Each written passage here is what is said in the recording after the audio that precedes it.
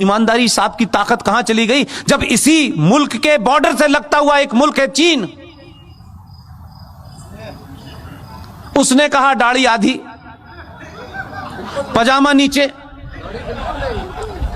अजान बंद, मस्जिद खत्म, रोजा आधा और मोहम्मद का नाम रखा तो ऊपर। कितने मक्कार मुसलमान हैं, ये जोकर नहीं जाता कभी। ये कहे हिंदुस्तान में खड़े होकर के कि ईरान के अंदर, चाइना के अंदर मुसलमानों के साथ बड़ी नाइंसाफी हो रही है, यहां से कहोगे यहीं से उठवा लेगा वो।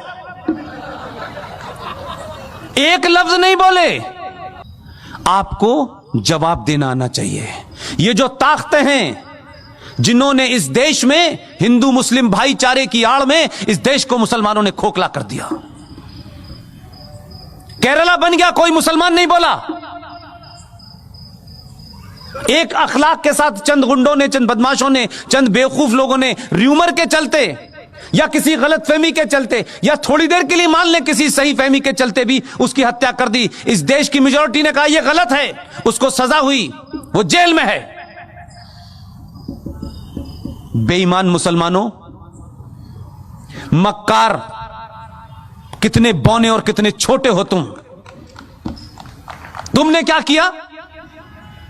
5.5 लाख कश्मीरी हिंदू पंडितों को,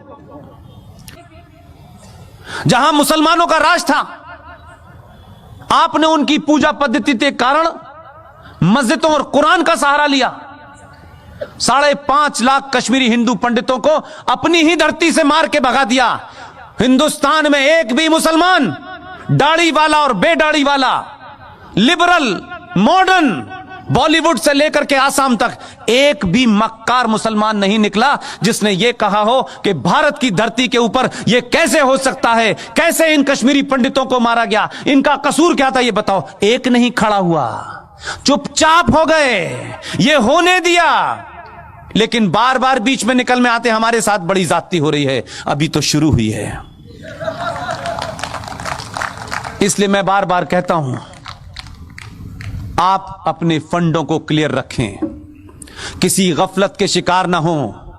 ये जो इस्लामिक आतंकवाद इस देश में है, जिसे कॉन्स्टिट्यूशनली, सोशली, पॉलिटिकली इस देश में बढ़ावा दिया गया है, ये जो घर वापसी आप कहते हैं, घर वापसी तो होनी चाहिए, लेकिन ये वो घर वाली वापसी जिसमें आप बिजी हो, उसमें मैं बिजी नहीं हूं।